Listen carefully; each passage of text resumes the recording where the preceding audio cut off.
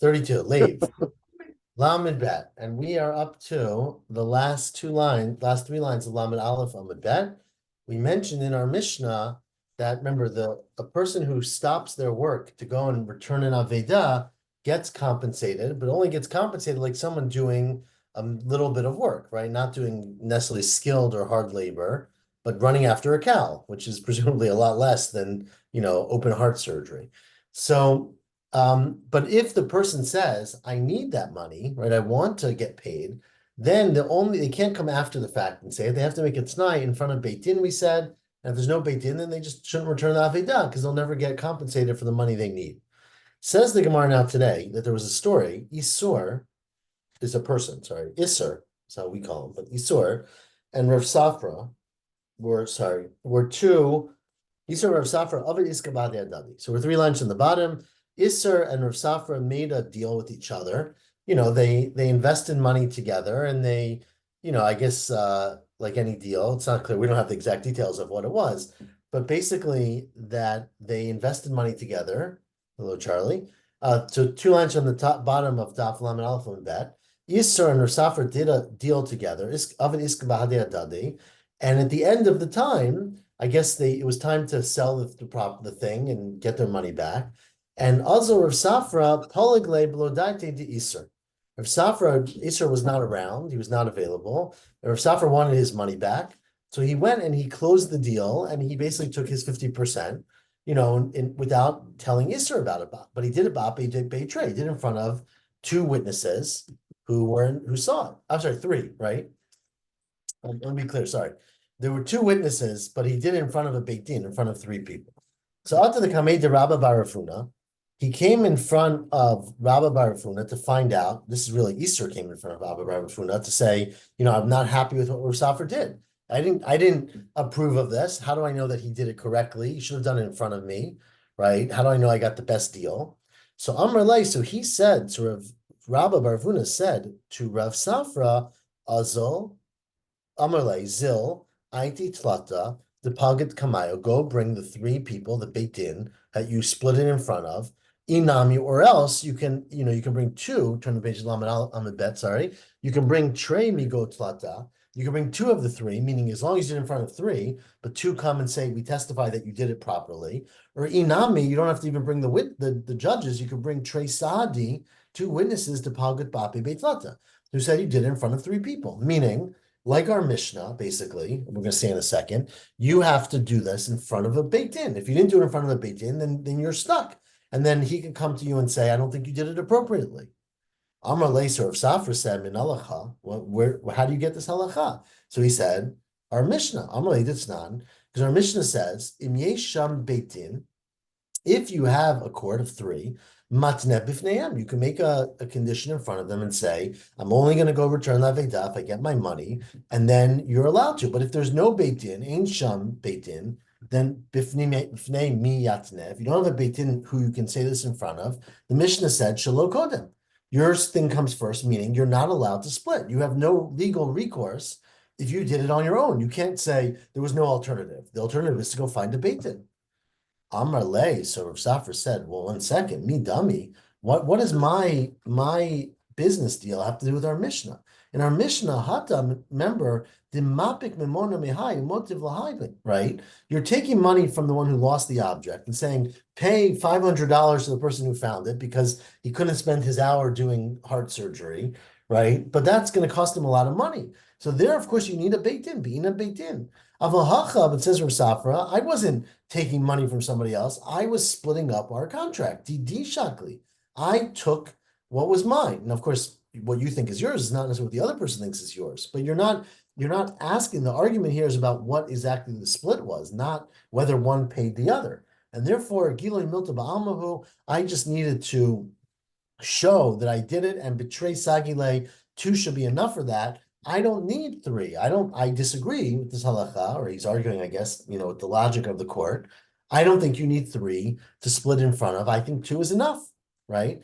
Teda, and I can prove it to you. It's not because we have a Mishnah in Ketubot, which says, then Almanah, right? An Almanah who inherits things. Now, of course, an Almanah is very tricky because she is very often in a concert with Yitomim, right? Because if a husband dies, the woman's almanah, children are yitomim. She wants to take money from the estate to feed herself. But remember, whenever you take money from yitomim, it gets very tricky, right?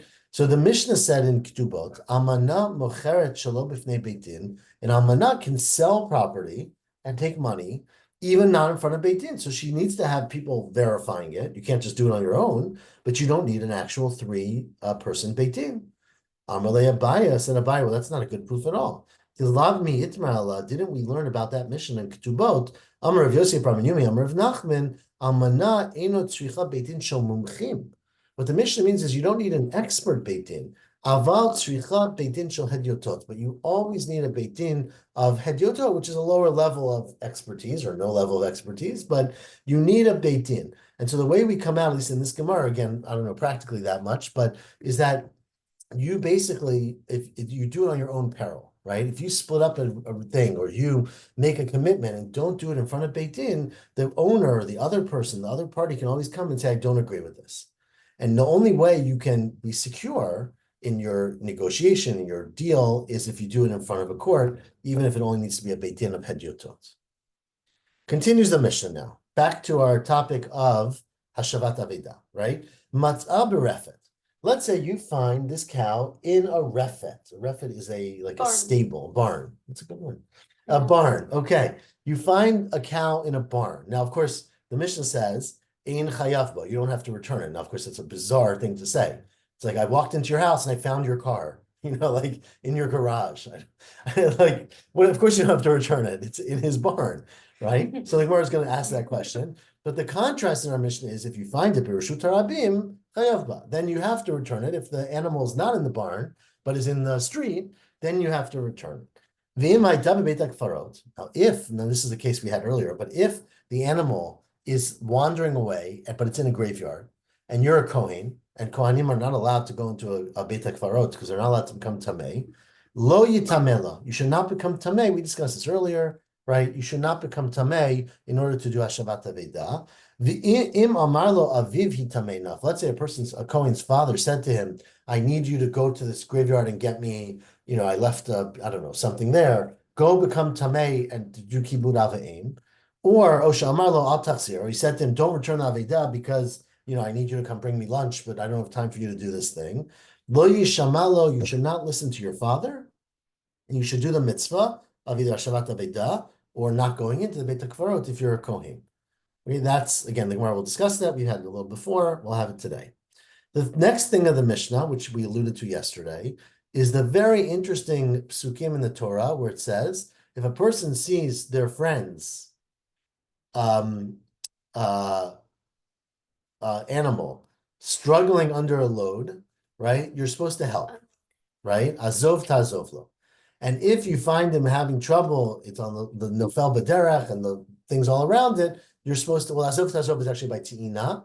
Remember, there's two separate mitzvot. We discussed it a little bit yesterday. One is called prika, which means you unload, right? An animal is staggering under its load. It's going to get injured. Something got imbalanced and, it's getting damaged. You should help the owner get the load off the animal. And the second was if the owner is struggling to load his animal, you should help him load his animal. So one is called prika, which means unloading, and the other is called ti'ina, which is loading up. Okay? It says our Mishnah, something which is going to sound strange. Well, the first part won't, because we learned it yesterday. Parak v'ta'an. Let's say you help a person unload, but then he loads it again and gets stuck. And parak v'ta'an, you help him unload, and then he gets stuck again. Afilo arba v'chamisha pa'amim, you should keep helping him. Shenemar chayav, right? You have to keep helping him. Shenemar azov ta'azov. You have to help him. And so it doesn't, remember we said yesterday, it's from the word azov, keep doing it as long as it can be done.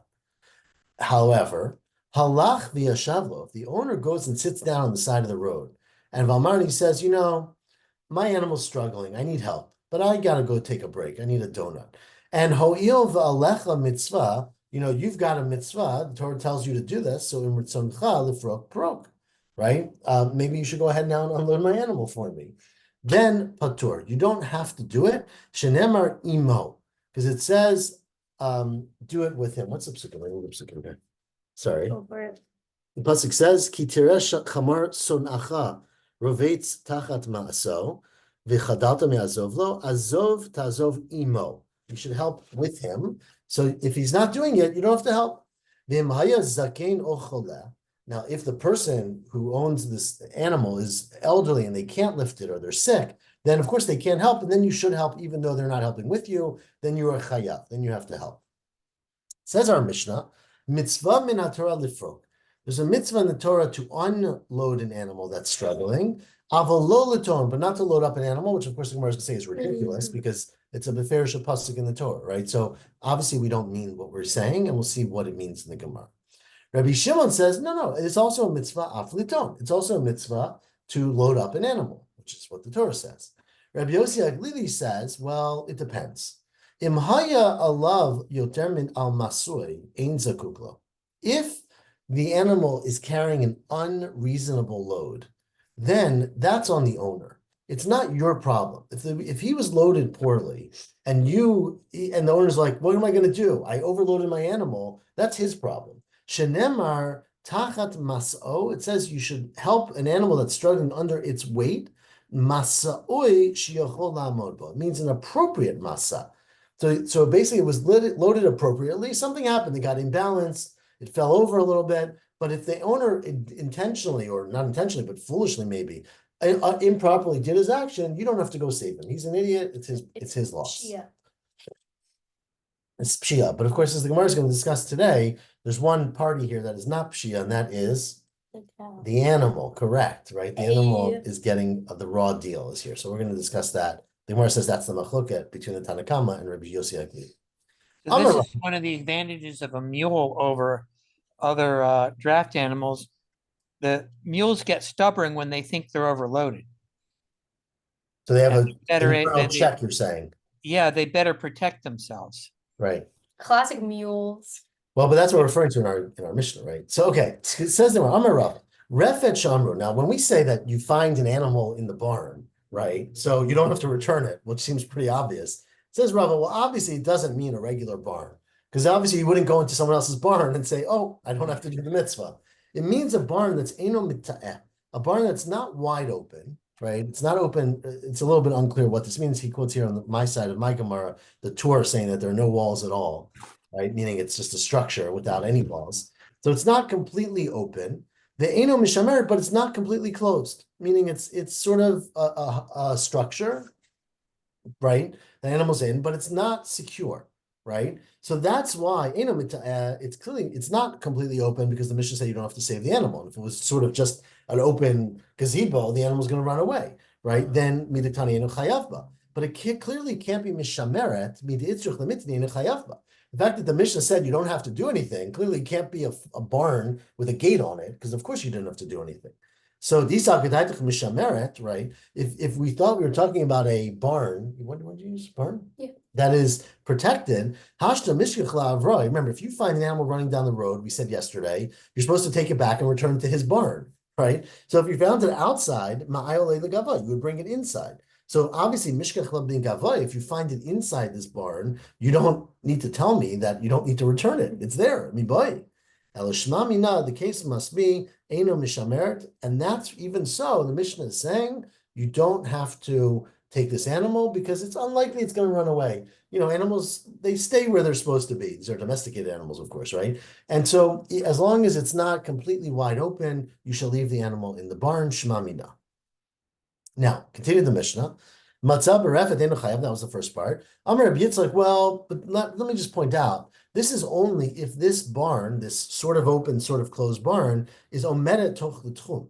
Is the barn is inside the tchum of the city, right? They probably didn't keep animals in the city, but they kept it right outside. The tchum was 2,000 amot outside the city. You had your animal in that space, meaning that if when the Mishnah then contrasted and said, oh, and if it's a public animal, the animal's in a public space, you should return it. That's michlal de b'reshut harabim. When it says you have to return it if you find the animal in reshut harabim, that's afilo b'tocha tchum nami chayiv. You're even chayiv within the city. Because even though, now it's a little contradiction, everyone discusses this, that yesterday we talked about this animal running away, running for, right? So many understand the difference is that this is a reshut harabim.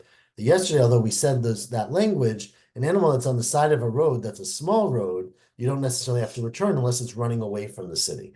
But an animal that's in Reshut Rabim, which is the super public marketplace, animals do not belong there. And so an animal, even within the tchum, in Reshut Rabim, you would have to return. Now, Ikadamatana Seifa, at the last narrow line, some said Rav Yitzchak's point was on the second part of the Mishnah, which said the opposite, right? B'Reshut Rabim chayav ba, that if you find an animal in Reshut Rabim, you have to return it. And Amar Rabbi Yitzchak, but that's only if the Reshut Rabim is far away from the city. Hu she'omedet chutz l'tchum. But if the Reshut Rabim was in the city, then the animals where it's supposed to be. And the implication is then, Michlal de Berefet, when we said the contrast, that if it's in a barn, you don't have to return it. Even a barn that's way outside the city, as long as it's somewhat protected, you don't have to return an animal that you find in that barn.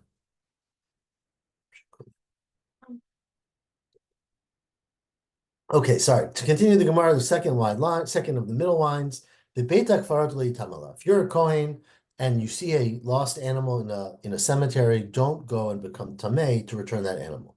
Tanu Rabbanan, says the Braita. Minayin shim im amarlo aviv tamei. How do you know if a person's father says to them, I need you to get me something that's in the cemetery. I know you're a Kohen. I desperately need a cup of coffee. Go become tamei to get it for me. Oh, shamarlo al tachzor. He says, don't return aveda. I need you to do other stuff for me. Shelo yishamalo, that you shouldn't listen to your parent. Shenemar, because the pasuk says, Ish aviv imo tiro. Pasuk says, very strange pasuk, a person should fear their mother and father. Their mother and father they should fear. And continues the pasuk in a non sequitur, Vet shabtotai tishmaru, and you should protect my Shabbos, Ani Hashem. And what we learn from that is that we compare those things, kulchem chayavim bikfodi, right? This Rashi seems to understand it, the word Ani Hashem. That even though I said to you, you should be Yareh, your father, I also told you not to go against my mitzvot, and you shouldn't go and fear your father when it goes against my mitzvot. Okay? So that's how we know you shouldn't listen to your parents, and you should do the mitzvah. Says Gemara, why do you need a pasuk? It's implying time at the Katav Rachman at Shabbatai Tishmaru, implying that the only reason you don't be mechalel Shabbat, or let's forget about Shabbat for a second, you're not going into the Beit HaKfarot and going listening to your father is because the pasuk says at Shabbatai Tishmaru, right? Halavachi, but if you hadn't said that pasuk, I mean it's saitila, you should listen to the father. But on mine, why would you ever listen? Hi asay, right? The mitzvah of listening to a person's father, kamedet avicha v'timecha, is a mitzvah tasay, but the mitzvah of not becoming tamei is a lo tasay and an asay, right? It says don't become tamei, and it says kedoshim to you, right? So v'lo asay v'dachi et lo tasay v'asay. How could a mitzvah asay of kibbut aveim ever be docha two things, the lo tasay and an asay? So why do you need a pasuk to tell me not to listen to your father? It's true. I would have thought, look, it's true that generally an asay cannot be docha asay and a lo tasay, but listening to your father and mother is a very important mitzvah. Because kibbut aveim lekvodo shel makom. The Torah compares kibbut aveim in language that's very similar to the way it says you should treat God. Shenemer kan, it says kabedet avicha v'timecha. The nemer la'alan kabedet Hashem mehoncha. This is a pasuk in Mishlei, of course, right? It's not in the Tanakh, in the Torah, sorry, but it's a very similar language. So I would have thought that the respect for a person's father and mother is a higher level than a regular mitzvah taseh. Hilkach, I would have thought that you should listen to them, even if they're telling you to do an avira. Therefore, the pasuk says at Shabbatai Tishmar Ani Hashem that at the end of the day, everything goes after Hashem. So that's how we learn it. Continue the Mishnah at the first of the widest lines. Mitzvah min haTorah lifrok. There's a mitzvah from the Torah to unload an animal that's struggling. Avalo liton, but not to load up an animal. Says the Gemara, what in the world does that mean? My avalo liton. What do you mean there's no mitzvah to load up an animal? If you say avalo liton klal, right, that you don't need to load up an animal that the owner can't do on his own. Maishna prika, why in the world would you say there's a mitzvah to unload an animal? It says, azov tazovimo, you should help a person whose animal is struggling. Tina nam yachtiv, hakem takimimo. Torah very clearly says, lift up the burden, help the person get on the animal. It's a beferish pasuk. Ella, no, of course there's a mitzvah of prika and a mitzvah of tiina, right? Of unloading an animal that's struggling and loading an animal when the owner can't do it himself. But what the Mishnah was saying was that mitzvah min haTorah lifrok b'chinam, the mitzvah min haTorah to unload an animal, even if you're not going to get paid for it, right? You're on your way to work, you're going to be late for work, right? Lose your time. The person's never going to reimburse you. You've got to help that animal and that owner. But you don't have to help him load his animal unless he's going to pay you. Ela bischar, only if he's going to pay you. So unloading is a mitzvah without payment, but loading is only a mitzvah if he pays you. So when our Mishnah said it's a mitzvah to unload and not a mitzvah to load, of course it's a mitzvah to load, but it's a mitzvah to unload even without payment. And then Rabbi Shimon came and said, no, af liton b'chinam, that even to load an animal you have to do even for free. And so that's when he said it's a mitzvah. And Tanina, this in fact is a Mishnah teaching us the following braita, meaning clear, it's in a succinct way, but the Mishnah is alluding to what's spoken out beferish in the braita. Tanina lahadu tanu rabbanan, prika b'chinam, unloading an animal is done for no payment. Ti'ina b'schar, but loading an animal is something that you get paid for. Rabbi Shimon says zuvazu b'chinam, that both of them are done for free. Now, what's the reason for this machloket? My tamayo drabanan. Say the Rabbanan, look, Isa gedaitach ki Rabbi Shimon. If it's like Rabbi Shimon, that you have to do prika and ti'ina for free, so then why doesn't the Torah just say one of them, right? The Torah should just say, if a person needs help loading their animal, you should help him load his animal, right? And I would know for sure from a Kal V'chomer that you've got to help him unload his animal. Why? Because what's the difference between loading an animal and unloading an animal? When you are, I'm going to speak out this whole Gemara in this for a second. When you load an animal, you're helping a person out. When you unload an animal, you are not only are you helping him with his wares, but you're preventing the animal from getting hurt, which is what we call tsar bali chaim, right? And second of all, you're helping prevent the animal from getting damaged, which would make him lose, right? If your chamor is imbalanced, it can get injured, a leg could break, you can be in real big trouble. So if you have to help someone load, you for sure have to help them unload when it's a dangerous situation, right? Say the Chachamim. It must be that there's different conditions on loading and unloading. It must be that the Torah is saying if you load, only for money. But I have to separately tell you unload, because that's telling you have to do it even for free, right? So let me read that all inside. Diki Rabbi Shimon, 5 lines from the bottom. Lichte Rachmana Tina. Let the Torah just say you have a mitzvah to help load an animal. V'laboi prika. I don't need to tell you that you have to unload it. Vana mina, and I'll logically figure it out and say, Mati'ina delet batzar balei chayim. Right? If an animal's there and you need help getting your 500 pounds of stuff on the back of this donkey, right?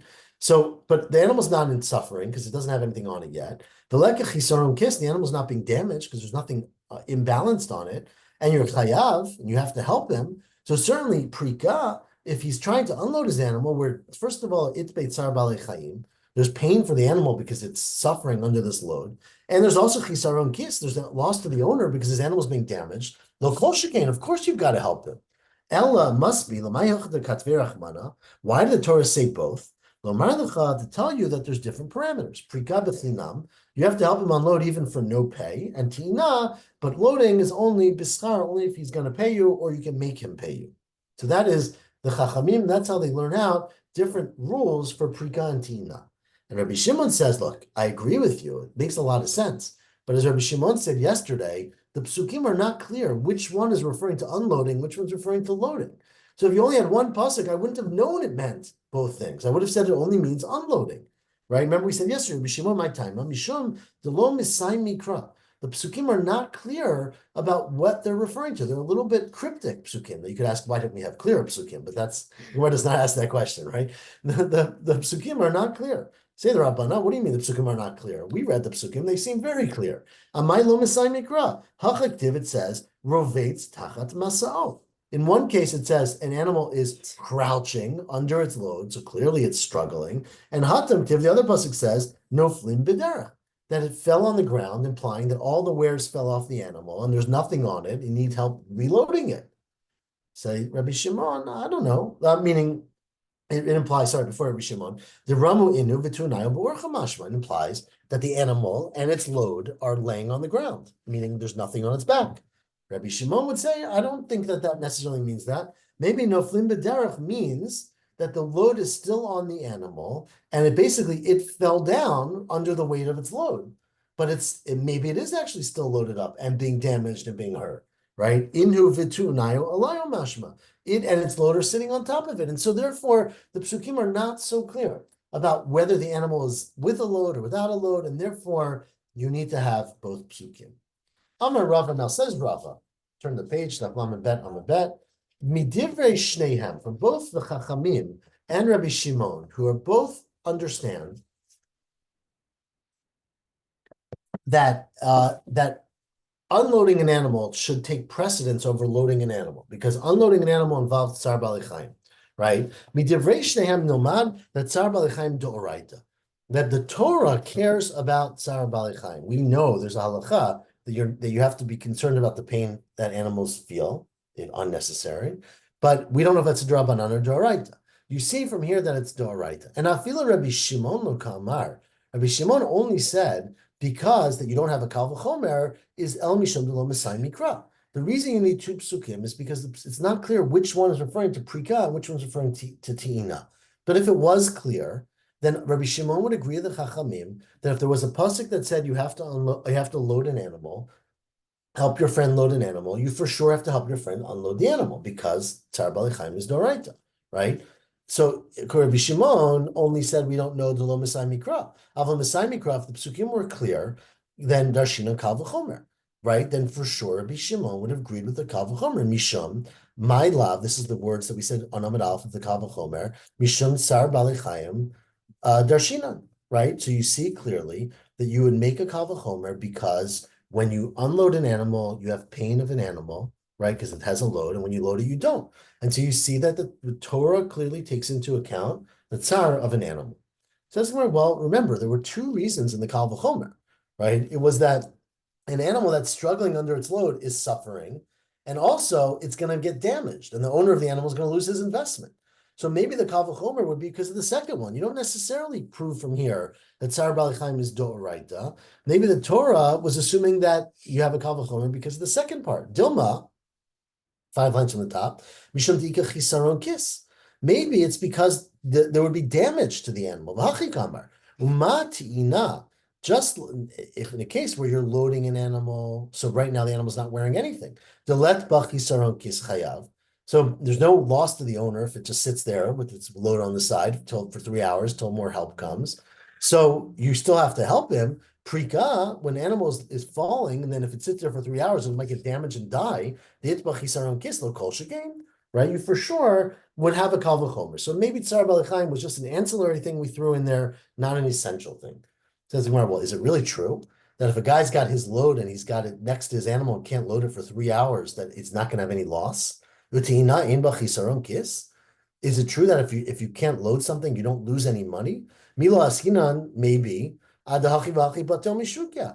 Maybe you're going to miss the market. Right? You sit there for 3 hours. By the time you get to the store, it's closed, and no one's going to buy your stuff, or your meat's going to go bad, or whatever. Right? Inami atuganvi v'shakli komadika bade. Right? Maybe you're sitting on the side of the road is not a smart place to be. Right? Robbers will come and steal and pick you clean. So why would you say there's no loss? There is a loss. So what's the difference then between prika and ti'ina? The animal suffering, right? So you see clearly that animal suffering is a thing, midoraita.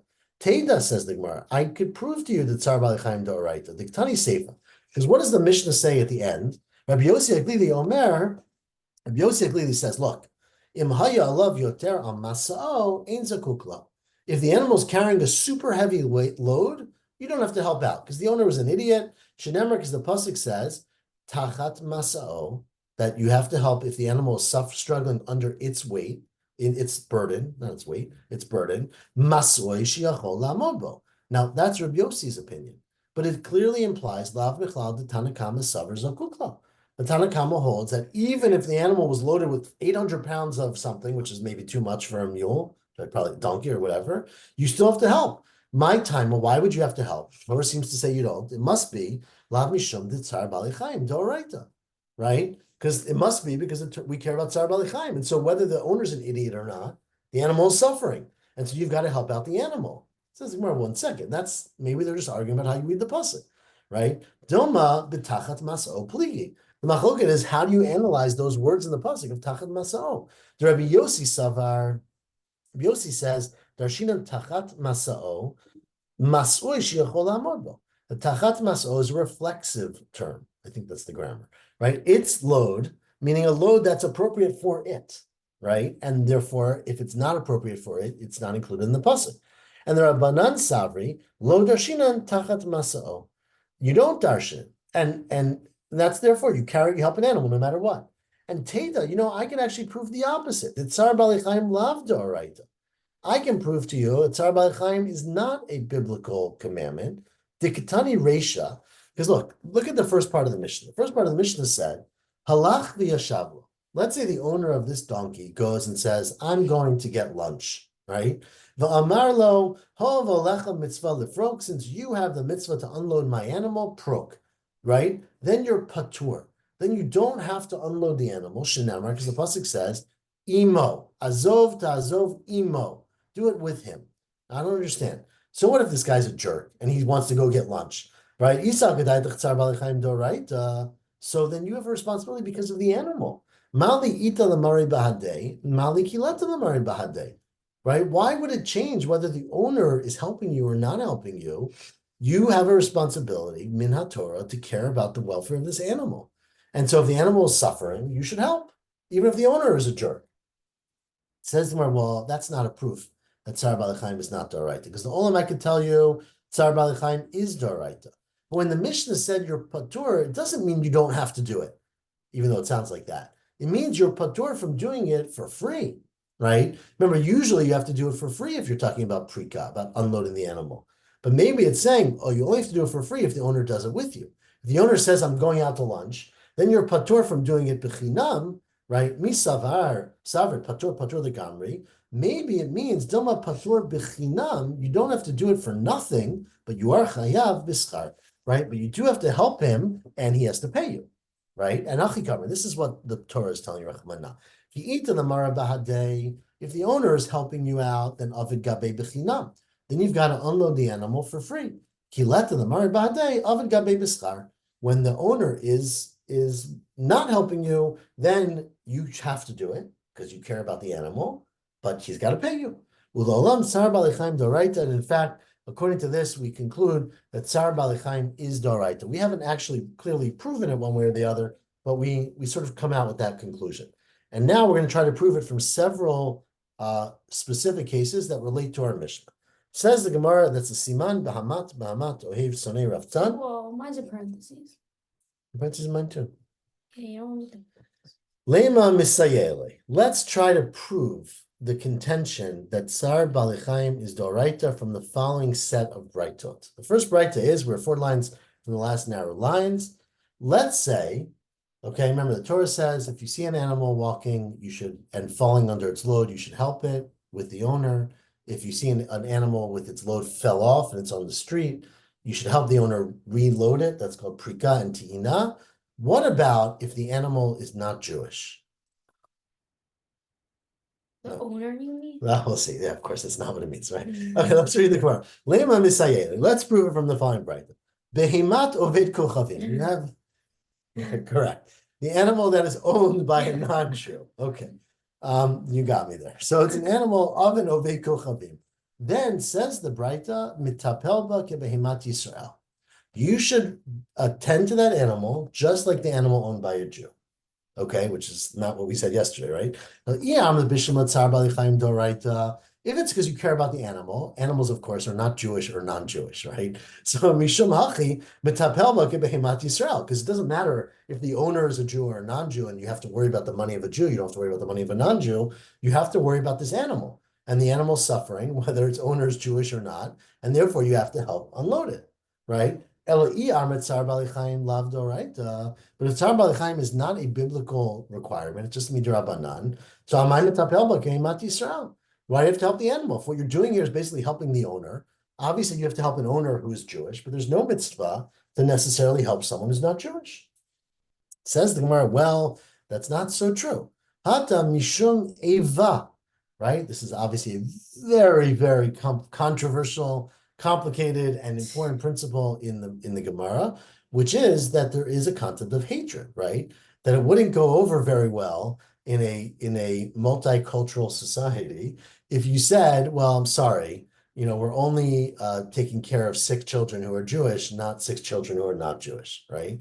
And so because of that, when they lived in those societies, which as time went on, they did, many rules that didn't necessarily apply lechatchila to a non-Jew, you had to then start applying.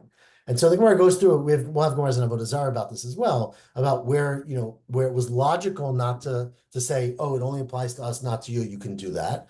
But in places like an animal, which I guess it would be very hard to explain why you should treat an animal differently depending on who the owner is, it would result in possibly in a lot of hatred. And therefore they made a takana that you should treat an animal of a non-Jew the same way as an animal of a Jew. And says the Gemara, Hakanami Mustaver. In fact, it's pretty likely that that's the explanation for the Braita, because the Braita continues and says, Im haita tuna yayin asur. Yayin asur, sorry. If it's carrying wine that's asur, meaning yayin nesef, right? Then ein zakukla. Then you don't have to help the animal unload. So now, if you said that Tzar Bali Chaim is not doraita, then okay, Mishamachi ein zakukla, because you can say, I'm not allowed to touch this wine. It's wine that's prohibited to me. Eliyam doraita, right? If it's doraita to help the animal, who cares if the wine is asur to you? Amai ein zakukla, right? Why would you not have to help it? Even so, if the animal's be suffering. Says the Gemara, no, that's referring to helping load the animal, right? It's one thing to unload the animal because you're protecting the animal, which you might have to do even if it's yain nesach. But lehatina, to help the person load up his animal, then you can say, 1 second, I'm not helping you load up your yain nesach onto your animal. So then, latina yain asur, if he wants to load up prohibited wine or yain nesach, ein zakukla, then you don't have to help. And that doesn't prove anything about Tzar Bali Chaim, because remember, loading it doesn't have to do with suffering of the animal. Yeah, that's the first case. So we couldn't quite prove it, because it's possible you have to help the non-Jewish animal because of Ava. So Tashma, the next case is 5 lines from the middle lines, the top of the middle lines. Behemat oved kochavim. You have an animal that is owned by a non-Jew, right? A truck owned by a non-Jew. Umasao Yisrael. But the load is owned by a Jew. Okay, so you rented out, a non-Jew rented out his chamor, and he's carrying a bundle for a Jew. Says the pasuk, v'chadalta, right? You should not help. The way the Torah is structured, I'm going to read it again, is, sorry, where are the words? Ki tireh chamar, no, the next one. Lo tireh, no, where's the pasuk?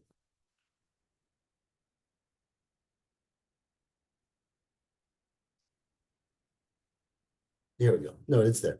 You see the chamar of your enemy. We'll get to enemy in a second. Crouching under its load. The chadalta me'azovlo, right? You should not, this is how we read the pasuk. You should not, chadal means to prevent yourself. You shouldn't hold back from helping him. In fact, azov tazov imo. But the way we're darshaning it here is you can see someone's animal struggling. The chadalta, hold back, don't help them. Meaning there are some circumstances in which you shouldn't help the animal. What is that circumstance? Says this Braita, it's where the owner is Jewish and the owner of the animal is Jewish, but the owner of the possessions is, sorry, the opposite. The owner of the animal is non-Jewish, but the owner of the possessions is Jewish. Then you don't help. Okay? Says more why? If you're caring about the animal, who cares who owns the possessions and who owns the animal? The animal's suffering. Amay v'chadata, right? Why do you hold back? Azov tazov mibayla. You should have to help. That's more, well, that's not a proof, because olam tzar bali chaim doraita. It could be that tzar bali chaim is doraita. And again, this braita is referring to loading it up. Again, always by loading it up, you don't have a concern of tzar bali chaim. Hata b'ti'ina. There it's referring to loading the animal. Says if it's referring to loading the animal, look at the next case of the braita. It says, Behimat Yisrael, let's say it's a Jewish animal, again, a Jewish-owned animal, and Masoyo ve'kuchavim, and the load is owned by a non-Jew, then Azov Tazov, then you're supposed to help, right? Why? Amay Azov Tazov, right? If it's talking about loading up the animal, you're helping the non-Jew by loading up his possessions onto the animal. Says, no, because Mishum Tzar Yisrael. Because, of course, this has an implication for the Yisrael who, right, he has to sit there and wait till someone else comes to help. He's wasting his time. He's not getting paid. So you're helping out the owner of the animal. It says, so the whole case doesn't make any sense, right? If you're helping someone in the Seifa, why aren't you helping someone in the Resha? Why do you help one and not the other? This says the Gemara, because Resha is b'chamar ve'kuchavim. Because the donkey driver in the Resha is a non-Jew. So he's wasting his time, but that's not your problem. Seifa, Chamar Yisrael, in the Seifa is referring to a Jewish donkey driver. Well, that's a great answer, but there's nothing in the text that implies that. You can't just make up stuff, right? My pasket, how can you, meaning what is clear to you that to make this distinction? And it's like, no, it's pretty clear because usually the person who drives the animal is the one who owns the animal, right? Stama de milta inish butter chamre azam. A person goes with their donkey, right? You drive your own truck. And so if it's a donkey owned by a non-Jew, presumably the driver is going to be a non-Jew. And if it's a donkey owned by a Jew, the driver is going to be a Jew. The chadalta says, that's very interesting to say it's referring to loading it. But the words chadalta and azov tazov beprikao tichtiv. The words chadalta and azov tazov are actually written in the pasuk that I just read to you about unloading the animal. So your whole answer, this is referring to loading up the animal, doesn't make any sense. So we're back to our problem, which is that this makes it sound like you only have to unload the animal if it's owned by a Jew, not if it's owned by a non-Jew. But if it's because of hashavat avid, because of tsar balichayim, it shouldn't matter who owns it. So that's where you're right. Amalei, this Braita clearly holds tsar balichayim is not doraita. But this is Rabbi Yossi. Hamani Rabbi Yossi Haglilihi. This Tana is Rabbi Yossi Haglili. You said in our Mishnah, Amar tsar balichayim lav doraita, because he said, if the owner is a jerk and he loaded his animal too much, don't help him. Right? Why shouldn't I help him? The animal's suffering. He clearly holds tsar balichayim is not doraita. Tashma, let's do one more Braita. We are 5 lines from the bottom. This is the 4th of the 5th Braitot that we're bringing. The Braita says, is an interesting Tosefta that makes a big play on the pasuk, right? Because again, just to read the pasuk one more time, it says, right, Ki tireh chamar son'acha. You see a chamar of your enemy, of the one you hate, right? Rovetz tachat masa, you should help it.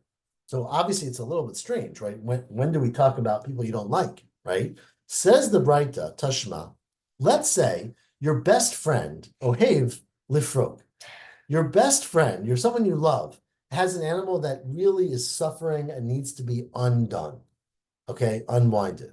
So it's struggling. And someone you hate, the sonei liton, and someone you really don't like is standing across the street and struggling to load his donkey. Who do you help first? Says the Braita, mitzvah bisonei. You should help the person you don't like because you should make the point that you're not doing this because it's a favor, you're doing it because it's a mitzvah.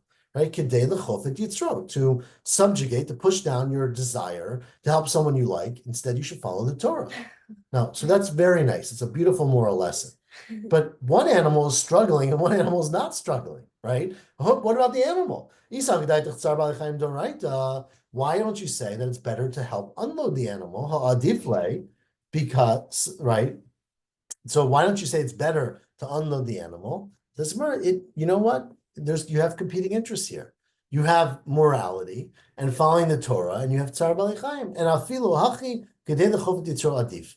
It is preferable to do it to overcome your inclination to only help someone you like. The Torah says help everybody, and so therefore you have to help that person, even though the animal is going to suffer. Tashma, let's read one more Braita, even though it's not a proof here. Sonei it's not. Sonei sha'amru, when we say that you should help someone who is your enemy, that's not saying really your enemy. It's saying, or being someone you hate. It's Sonei Yisrael. It's another Jew who you don't get along with, right? Avelo sonei ovei kochavim. But Torah is not saying you have to help someone who's who you dislike, who's a non-Jew. Again, if the whole purpose here is that tsar balichayim is doraita and you're protecting the animal, who cares whether you hate the guy who's Jewish or hate the guy who's not Jewish? Mali sonei Yisrael, mali sonei ovei kochavim. Says the Gemara, no. Misavra sonei dekrakoi. We're not referring to the Torah, which says help someone who unload his donkey, even though you hate him. As sonei de matnita koi, referring to the sonei of the Braita, which was the case we just had, where we're talking about loading it, right? You have to load the chamor of someone you don't like. And the Braita is saying that's only true about a Jew, not by a non-Jew. But it's not even in case of tsar balichayim, because loading, remember, never has tsar balichayim. So we will stop there. Tomorrow we'll do the 5th one. We'll all do separately, the 5th one to prove this. But we basically are still not proven, though the Gemara does say tsar balichayim is the right, we have not yet proven from the Brightot that is the explanation for what we're reading. You're pulling a Rabbi Schwartz cliffhanger. We'll always have a cliffhanger. That's the beauty of Daf Yomi. You don't go with topics, you go with pages, right? Yasher Koach. Okay, everyone, Shavua Tov. Have a good Thank you so much. You're welcome. Shavua Tov. night.